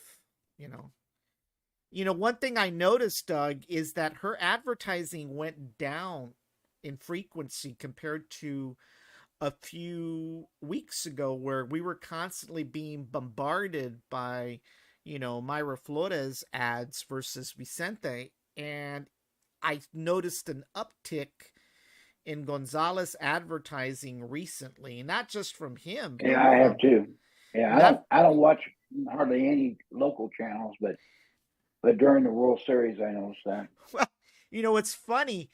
It's not even in the locals. I'm a subscriber to Sling, and I kid you not, all I could see on every commercial break was a Mayra Flores or a Vicente Gonzalez ad. Or that dude up in Austin, that dude running for mayor up in Austin. Yeah. Well, let's go back to the national, because obviously it's still pretty early right now. Look at that, Doug. The county says, well, I don't know what it means, early voting complete. So I guess these are the early voting totals. Yeah, I voted 2 weeks ago. I voted almost the same day was eligible. Wow. I am very surprised with regards to Precinct 2, County Commission. And I am surprised right now, even at the county judge level, that those early vote totals are like that. I expected, to be honest with you, at the county level, I expected Mr. Cascos to be leading the early vote totals. I really did. And I expected Erasmo to have done a little bit better, so that was quite a surprise. But like I said, the night is still young. There's still plenty of opportunity for either one of those two candidates to come up. Mayra Flores continues to be behind, 50% to 46%. It looks like De La Cruz is going to win, right? You're talking about over in McAllen? Yeah. I don't have she had the a totals. Pretty demanding. I don't have the totals. I think she had, and I think Cuellar is going to beat Cassie. All right, let's see what's going on here in the Senate. Let's flip back to the Senate here. Well, here we go. And they're going to show it now. Flores and Gonzalez. Okay, they just passed it up. Okay. What does your monitors say? they changed the screen faster than I could look at it. Well, right now, if you see the screen, right now it's 41 Democrats and 40 Republicans, 51 needed to control the Senate. Has there been a flip? I don't know. I don't know how that's reported, but right now I'd like to know, have any Senate seats have been flipped. Do you see anything on your monitor over there that will indicate No, that? no, That no. is There's some representatives out on the East Coast. There's a Hispanic Republican, a lady, like I said a while ago. She won, and there's yeah. a Fung. Okay, she looked like he won in Rhode Island, a Republican. Yeah. But that's just okay. Here we go. Okay, O'Day. Yeah, O'Day's getting beat pretty bad. Yeah. Well, Colorado is really more or less purple, maybe blue, more blue than it is purple. So far, what are we looking at? Are we looking at a wave? Are we looking at a ripple? Are we looking at a tsunami? What are we looking at? Because I'm not really sure. Well, I think it was, I think everybody knew that in the free state of Florida, as they call it now, that DeSantis was going to win and Rubio was going to win, right? Yeah. I mean, well, Yeah. I had my doubts about Rubio. I thought for a minute there that Demings was going to pull it off. No, she got beat bad. She got beat by over 1 million votes. I know, but I didn't think it was going to be that far spread. DeSantis, no doubt. I have no doubt that DeSantis will be a presidential contender. I think that him and Trump are going to go at each other's throats from here till, the primaries start. I don't think so. Bill O'Reilly, I'm a Bill O'Reilly aficionado, and he seems to think that DeSantis is not going to go after Trump, as DeSantis feels that he's young enough that he can run again. So if Trump does run, I think DeSantis is going to bow out, and then he's going to wait for Trump to either win or lose. And when say Trump wins, well then then DeSantis can run on his own. Well, it Because depends. he's It depends so how young. hungry DeSantis is, right? Because, I mean, Yeah. you know how it is in politics. A day is like 1,000 years, and 1,000 years is like a single day. And while we may see Republicans take control of the House and the Senate, you know what happens? You know what happens when one party has full control of both chambers of Congress? They tend to overreach. Well, and that's what we got now. Yeah. Okay. I mean, they control all three branches. Right. The Democrats control all three branches. But once a party takes over the House and Senate, then you've got the crazies at the far end of the spectrum pop out of nowhere. And now they're demanding this and demanding that. And I mean, you recall when Republicans last controlled Congress, how much trouble Boehner had with the radicals, and so nothing could get done. So I think that the plus side is, yes. A lot of people, Wall Street would say, Danny, yeah, we want that. We want to split, a split Congress. We want no party in charge of the Congress because it's deadlock, and we like deadlock on Wall Street. Yeah, because there's no new taxes. There's no new laws. Yeah. There's no new nothing. And so they can just make money. But on the flip side, as you well know, it happened to Bill Clinton, and it happened to George W. Bush, and it happened to Obama, is it almost seems to be a godsend when it comes to the other party holding on to the White House, because now you've got somebody to blame and beat up on back and forth. So a lot of times the sun seems to be sunnier for the losing party 2 years later for whatever reason. But historically, the party in power, the party holding on to the White House, if they hold majorities in the Congress, tend to lose those majorities during the midterms. I mean, just like Obama said in 2010, we took a shellacking. Exactly. So now and whether Clinton lost like 60-some seats. Yeah, now whether the question right now isn't about Democrats coming back 2 years later, which of course you know how it is. They go back and forth. The question is, will Joe Biden actually run for re-election, or will he step aside? No way, no. No way. He's not going to make it.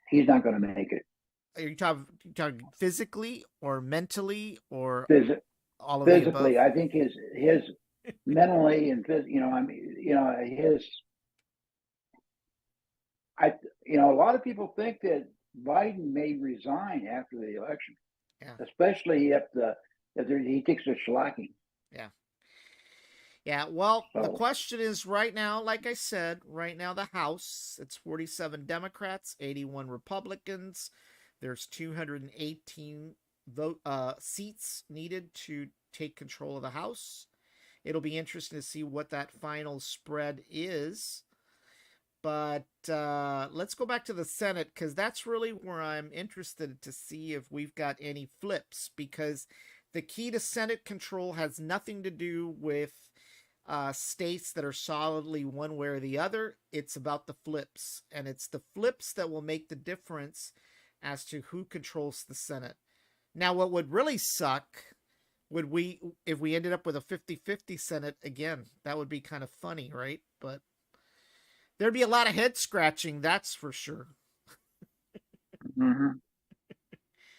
No as long numbers. As we get Nancy, we just want to make sure Nancy stays home and takes care of Paul. Let me ask you this. Let's.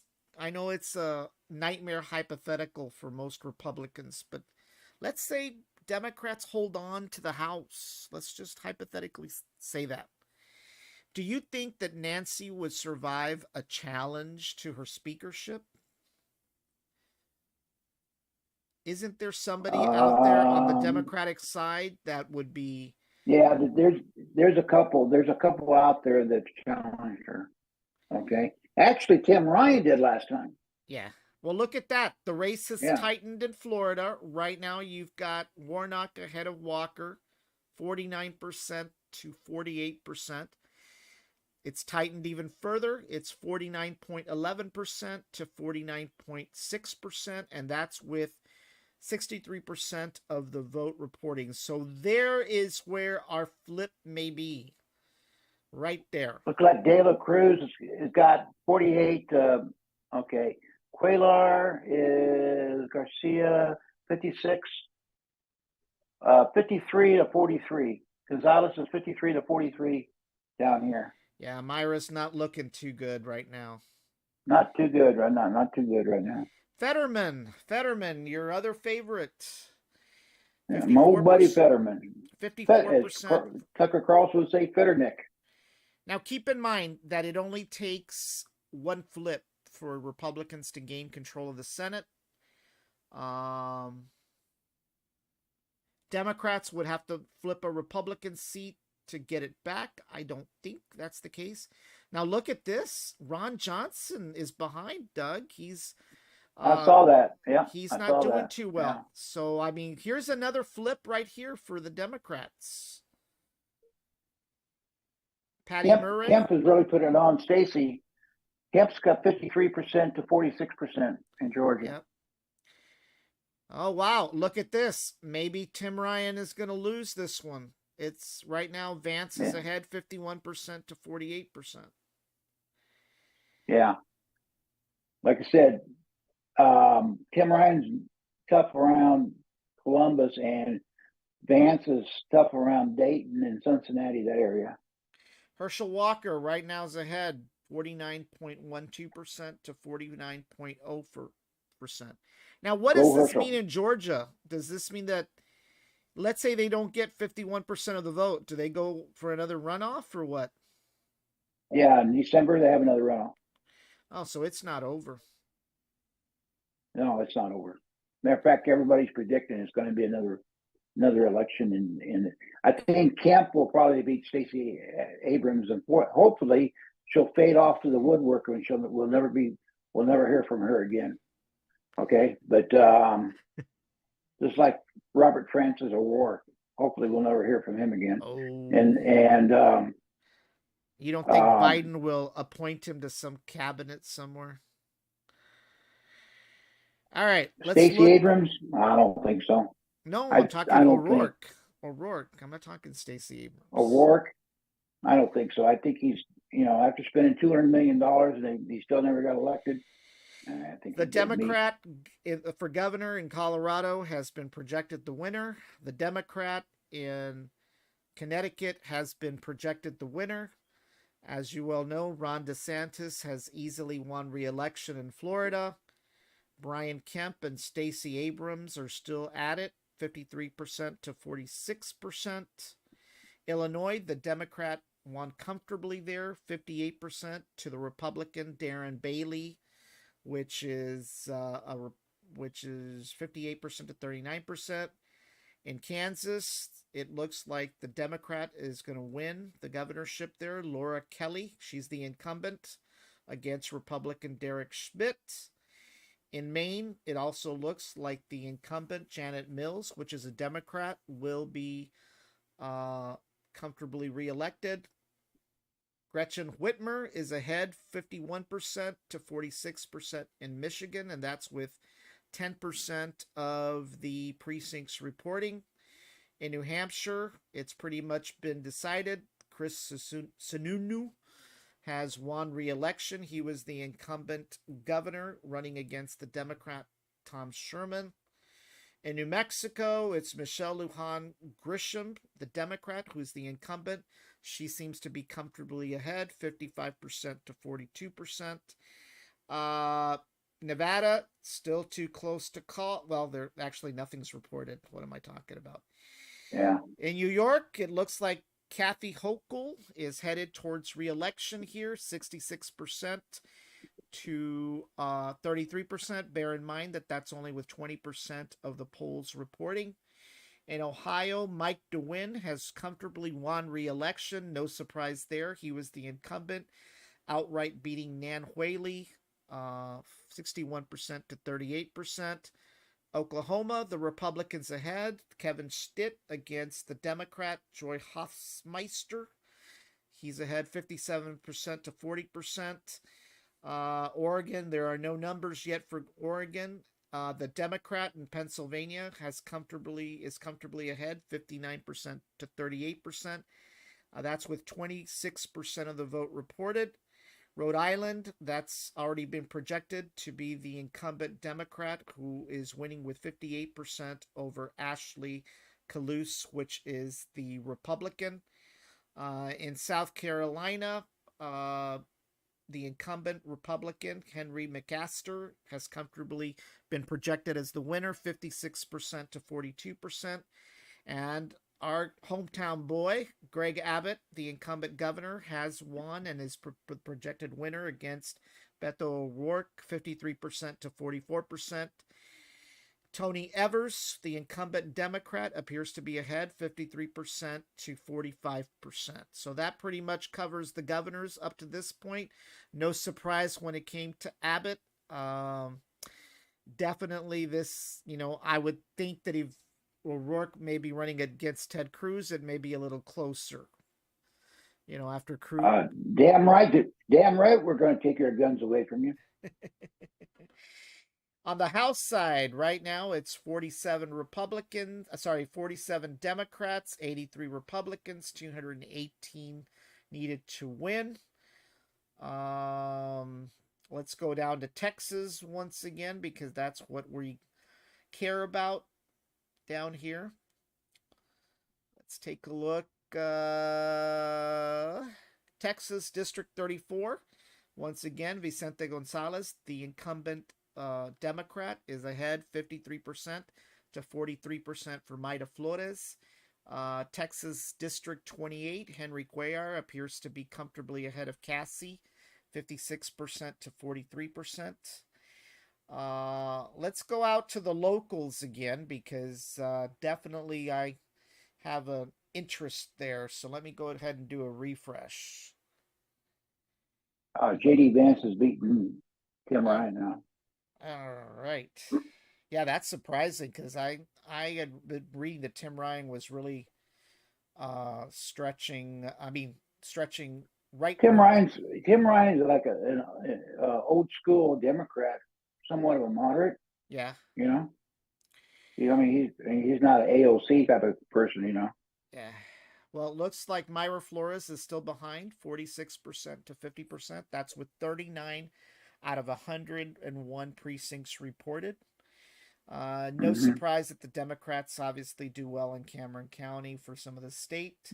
Oh yeah. Let's go down to the county level because that's where. Well, this is interesting.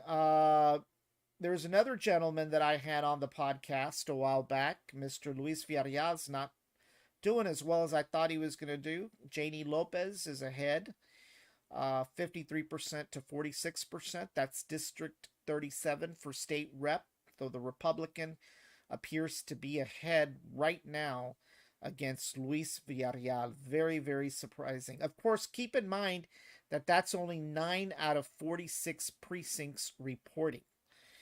So those numbers may change.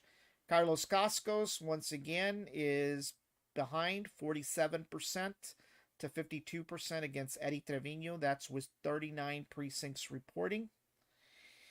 County clerk, no surprise there. Very, very surprising turn of events for Precinct 2. Joey Lopez appears to be ahead by 63% of the vote to Erasmo Castro with 36%. I was actually following this race pretty closely for various reasons. I am very, very surprised with these numbers. 53 to 43. I never anticipated. What's going on? Go ahead. It was a show with Gonzalez versus Flores. Just like you just said, 53 to 43. Yeah, it doesn't appear to be a pretty good night for Miss Flores. No, but looks like Norman. I see De La Cruz is going to win. Yeah. So we got 2 out of 3. Cuellar's okay. I can live with Cuellar being Democrat up there. Well, keep in mind that I don't think his voting record is totally left either. Cuellar that's what has probably helped Cuellar quite a bit. 95%. He votes for Nancy 95% of the time. Well, yeah, but you got that 5%. It's not like AOC that votes 100% of the time. Yeah, that's true. Yeah, it looks like But Nancy's not going to be around. Yeah, it looks like Carlos Elizondo is ahead here, 47% to Drew Brown, 29%, followed by Mr. Cowan at 23%. That's with 29 out of the 43 precincts reporting. Board of Trustees, place 2. Denise Garza's ahead against Victor Caballero, 57% to 42%. Prissy Roca Tipton is behind Frank Ortiz right now. Frank is leading 57% to 42%. And the rest of these are other towns that we don't really hear a whole lot about. I don't think we'll go ahead and cover that. So let's go back. Okay. Let's go back to the nationals here. Let's go to the Senate. Okay, hang on for a second. Okay, there's Fox is saying 218 majority for the House, 47 Democrats, 83 Republicans. For the Senate, 51 for majority, Democrats 42, Republicans 40. Right. So it looks like we got the House. Republicans got the House. It's going to be really a tough road in the Senate. Yeah.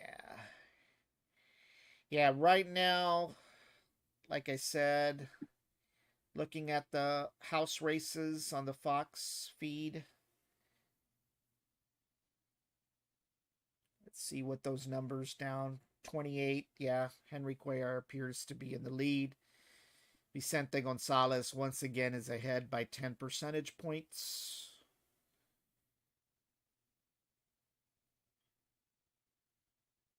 Yeah. Okay, they projected Bennett winner over O'Day in Colorado. Yeah. I mean, they're still pretty liberal in Colorado. Yeah. You know, The western states, Arizona and Nevada and Utah have reported. Now, the big race in Utah right now is Mike Lee. Mike Lee is going against an independent named McMillan. Glenn Beck calls it McMuffin. Trump called you McMuffin. And McMuffin or McMillan, okay, used to be Republican, but right. he's running as an independent, and evidently, Mike Lee may be in a little trouble. It'd be a big tragedy if Mike Lee would get defeated. Yep. Right now, Probably right now, he Fox... believes in the Constitution. Oh, one of our viewers said he was, hello, sorry for being fashionably late. It's all right. The night's still young. Who was that? Mr. Villarreal. He's a frequent okay. viewer. My daughter liked my whiteboard. Yeah. I saw her commenting earlier, you know. Yeah. Thank you, Carl Rove. Yeah, so right now the projections, at least on the Senate here, it's 42 Democrats, 40 Republicans so far. The House, it's 47 Democrats against 83 Republicans so far. Let's see if this one of the things that I mentioned to you earlier today that I wanted to talk about, and obviously it's a little too early to start talking about presidents, but one of the things that I mentioned is the actual electoral college. You know, Doug, it's been a very controversial topic, especially for the losers. It's always the losers that complain about the electoral college. You know, on the electoral, season, when Republicans win, they're for the electoral college, and then when the Democrats win, they're for the electoral college, and the other ones are criticizing. So one of the things that a lot of people don't realize is that there's actually the electoral college. There's a set number that every party pretty much starts out with. And as it has been traditionally since the days of Bill Clinton, the electoral college has always had an advantage towards Democrats, meaning that there are less states for Democrats to win the presidency than Republicans. Right. Republicans have to really work it. Yeah. So one California being the biggest, in New York. Right. Obviously, California and New York are big prize getters for Democrats, even though New York, I believe, lost an electoral vote this time around. But California, I think they may have lost one, but Texas actually gained. They lost 4 seats. Right. So yeah. Right now, Texas actually gained, I think it was a positive 4 seats, so they're at 40 electoral votes. Californians. Yep. So right now, basically, the way the map shows, the road to 270 electoral votes in 2024 is as follows. Democrats solidly can count on 209 electoral votes, and they just need 61 electoral votes to hit the magic number of 270. Republicans have 125 electoral votes solidly in their favor, and they need 145 electoral votes to hit 270. So that kind of is interesting because a lot of things that happen, we've been talking about the governor's races, and that's pretty important when it comes to redistricting. As obviously we know here in Texas, the governor pretty much creates special legislative sessions to address the issue of redistricting. And if you have a Republican governor or a Democratic governor, chances are the maps are going to be redistricted in such a way to benefit your party, as we've seen here with District 15. District 15 was a Democratic district up until redistricting. And a lot of it also has to do with the census. So the governorships, despite not getting very much attention, are pretty important when it comes to redistricting. And what happens, the more House districts you have, the larger your electoral vote count is for your projected state. Give me 1 second, because somebody let the dog in. You can just go back. Hold on 1 second. Yeah. Keep on talking. Okay. Come on, guys. Yeah.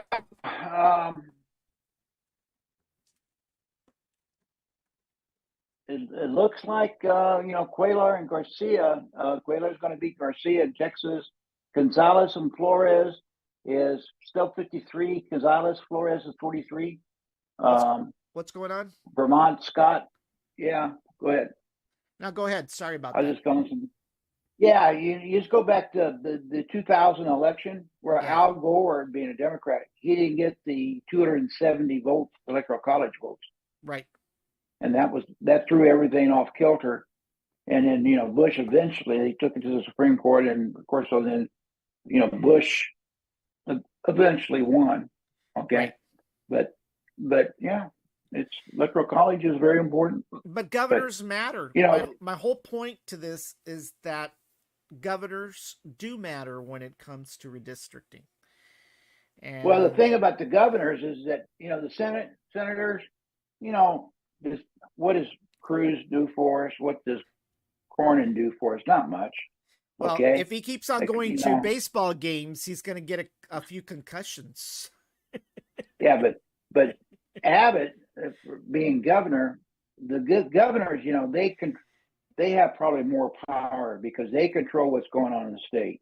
Abbott, it was Operation Lone Star, some other stuff going on in Texas. He's in control of that. And just look around at all the other states with the governor in charge. Look at Cuomo before he got thrown out in New York. Look what he did. Yeah. Maybe like our Newsom in California. Yeah. Okay. Hey, so governors are pretty important. Talking about it, so they came back from the dead. Newsom, remember 2 years ago, we thought he was a goner. He may be running for president. Yeah. I don't see how Newsom can run for president with his records out there. But there again, it's that Hollywood crowd. You got the celebrities. They're going to throw a lot of money at him. Okay, and there's really no, in California, we're a long ways away from Pete Wilson. It's 9 o'clock. Pete Wilson was, he was the last Republican senator in California, right? Yeah. And that's way back in the 80s and the 90s. And, and then we go back to Ronald Reagan, who was a governor. And, California, but, they've got the population mainly because illegals can vote. Well, in New York and yeah, in New York and California, the two states that have the most electoral college votes. Okay, they, as long as they can get a driver's license, they can vote. Right. A lot of people don't think it's quite right. Yeah. Well, this other website has. Yep, I just lost you. You there? Can you hear me? You're on. I can hear you.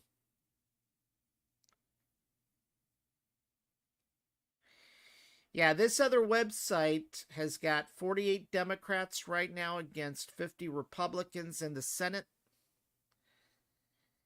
We'll look at the House interactive map here. And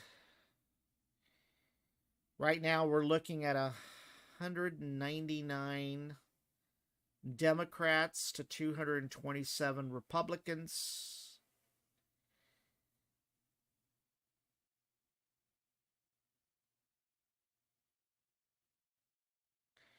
Let's go down here and see what Texas looks like. Henry Cuellar appears to be leading right now. It's still up in, actually, I'm not sure if he's been projected. I think he's been projected as the winner. Henry Cuellar. Hey, Doug, you still there? Hey, for some reason I can't hear you. We lost audio. Yeah, can you hear me now? Yeah, I can hear you now. Yeah, I'm going to have to bail out. All my gadgets are going dead on me. All right. All right. My phone well, went I dead think and my earbuds went dead. We've been talking for about 2 hours here. I know we have. We've been talking for about 2 hours, and I think we've pretty much we'll go ahead and follow the rest of the vote count online. The Senate is still up in the air. The House is pretty much looks like it's going to go under Republican control. It hasn't been a very good night for Mayra Flores up to this point. The county judge position is pretty tight right now. So we'll keep on looking at our totals online. Everybody, I appreciate for taking the time to join us. This was our first election results coverage podcast. So I hope that you enjoyed the conversation as well as the interactive maps and data that we've been presented. And we'll go ahead and see you all at a future podcast here. Keep in mind, we have a launch on Monday for the NASA SLS rocket.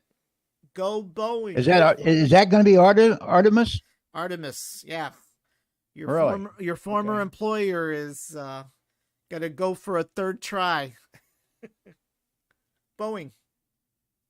Oh, Boeing. Oh, Yeah. Okay. They contacted me today for a job. So. Oh, wow. Well, just keep on. Yeah. They need a good program manager. They can't get that rocket up in the air. So anyway, Need something. Thanks everybody for watching. Hope you guys have a great night. If you're Republicans and Democrats, thank you all for voting. And for those that didn't, don't complain about it tomorrow. We'll see you all. Have a great night. And good luck to everybody still in the race. Thank you, Doug. Thank you, Danny. It's been a pleasure. All righty. I'll see you later. Okay, Bye-bye. bye-bye.